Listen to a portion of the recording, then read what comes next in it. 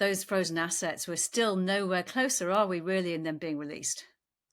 Well, actually, we kind of are, Go on. interestingly. Go on. We've seen some very interesting developments over the last few days. Van der Leyen, the European Council chief, this week in a State of the Nation address, came out and said, we have to take the assets, essentially, is what she said. And the reason for that is quite Do you think that's interesting. game changing, though? Do you think that, I mean, it's a statement, isn't it? Does that mean it doesn't necessarily mean it's going to happen? Well, the harsh reality, and actually just today also, the International Monetary Fund have just announced that their program for Ukraine is underfunded by $20 billion. Unfortunately, the cost of supporting Ukraine is about $100 billion a year, right? Okay. That's just in its defense. The Americans under Biden used to provide 40% of that. With Trump, they've walked away. Europe needs to cover $100 billion a year funding need for Ukraine. And with the Americans away, there's 40% of American funding has stopped. That the existing facilities that we have been exhausted. So the question is, how are we going to, with a longer war, how are we going to cover that shortfall? European budget deficits are in a difficult position. There is no extra money in Europe. The European taxpayer, like in the UK, I mean, we've committed for the next 5 years, I think, to spend 3 or 4 billion a year, 4 billion quid a year in military support for Ukraine, plus a billion budget support, 5 billion quid a year. Is the UK willing to double that annually? Are we able to? Right? We know Rachel Reeves faces a fairly difficult fiscal position. There are no easy options. So, I mean, if we don't use frozen Russian assets, Ukraine doesn't have enough money to continue the war. It loses the war. What does that mean? What does a Russian victory in Ukraine mean? It means we face this massive threat from the Russians. We have to increase our defense spending immediately to 5% of GDP. We face this huge influx of migrants from tens of millions of Ukrainians will move west, massively destabilizing, politically, socially, and economically costly. We have no option now but to tap the frozen Russian assets. And I think Van der Leyen spelt that out this week. So you think we're really getting close to that happening then? It's going to be coming I think out. We're going to see that happen in the next, before the end of the year or by the turn of the year, because there is no alternative. And the legal arguments against it will be overcome, and that will Europe it's amazing. Europe, when it needs to do things, does it, right? If you think of the sovereign debt crisis, you think of COVID, when Europe faces this existential threat, laws can be changed, right? And actually, there is a legal basis for this. We've had 3.5 years to think about it. I've been part of a working group working on that. The biggest argument against is sovereign immunity, that states have sovereign immunity. It turns out they only have sovereign immunity when they are complying with international law. Russia is clearly not.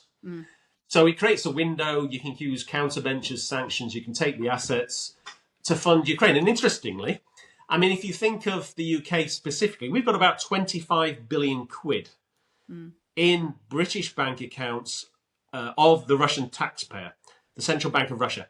The last year, we cut the international development budget to fund that 0.3% of GDP increase in our defence spending. We didn't have to do that if we'd have seized those Central Bank of Russian assets and used it to moonshot our own defence spending. We could have increased our own defence spending by £25 billion without hitting our international development budget if we'd have had some balls to basically go and seize the immobilised Russian assets, right? We should have had leadership. Notable, Rishi Sunak, Prime Minister, when he was in office, didn't do very much about this issue. When he left office, he wrote an opinion piece in The Economist saying, yes, we should do it. Boris Johnson has supported it. Yeah. We just need to get it done, right? If we think the threat from Russia is an existential threat, we have to do something about it, right? So you're obviously part of the people thinking about this and talking about this and coming up with these ideas. Do you sense that the pushback is getting weaker? Well, it's simply, the guys opposing it are Belgium, essentially. Belgium has this depository of financial assets called Euroclear. The Belgians have about 190 billion euros of these assets. and they like the business, basically, right? Now, let's get about this. Now, Belgium basically is vetoing this. Now, Belgium is one of the delinquents in terms of European defence spending, right? For years, it wasn't meeting the 2% of GDP NATO defence target, right? It's not a mainstay of European defence. And yet the Belgians are saying, no, we can't do this. They're not getting able to, okay, if we don't do this, how do we fund Ukraine? How do we meet that $100 billion annual number that we need to meet? Are the Belgians going to increase taxes to pay for it? I don't think so. Are the Brits? Don't think so. French? No one's going to do that. So how is Ukraine going to survive? What are are the Belgians giving us an alternative? They're not. They're free. Belgium is a free rider on European defence. That's the reality. And now I would say Belgium, its approach is an existential threat to our security because they're sitting on these assets. The decision should be taken away from Belgium. They should be told, fine, it just needs to be done. We will help indemnify you against future risks. We will take on, as Europe, the legal risks associated with this, but we need the money. We need the money to fund our defence, right? And as I said, I'm part of. We found solutions. There were lots of legal ways to get around it. The ECB, etc., that are warning about the confidence shock to the euro if we seize these assets. I will just say this: if we don't do this and Ukraine loses and Russia wins in Ukraine, I would say that's the biggest threat to confidence in the euro since it was launched, because Europe will not be able to defend itself. And as I said, Europe will have to massively increase defence spending. What does that mean? It means a big increase in borrowing costs, increasing borrowing costs, lower growth, and the euro and European currencies, including sterling, will weaken as a result.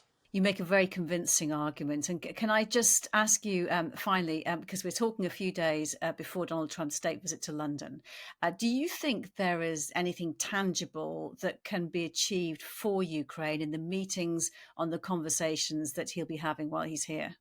Well, I think two things specifically. I mean, firstly, we need commitment from the Americans to provide Ukraine with a full range of conventional military capability kit, right?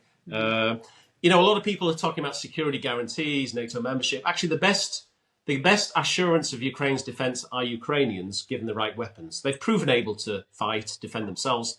We've just drip fed them the kit, right? If we can get the Americans to say yes, we understand that you're a mainstay for European defense.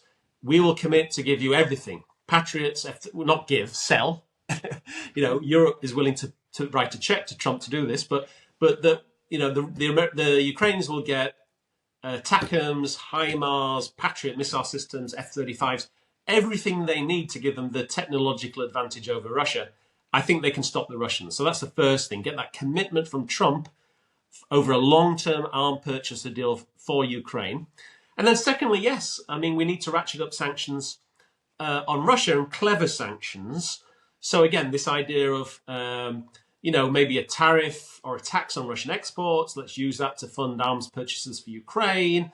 Tightening secondary sanctions, right? I mean, unfortunately, lots of Brits and French and Belgians and Kazakhs help the Russians avoid our sanctions, and no one goes to jail, right? The UK have identified lots of people, British people, breaking these sanctions, and there's no financial penalty. There's no prison term, So people need to understand that if they help Russia break sanctions, they undermine our security.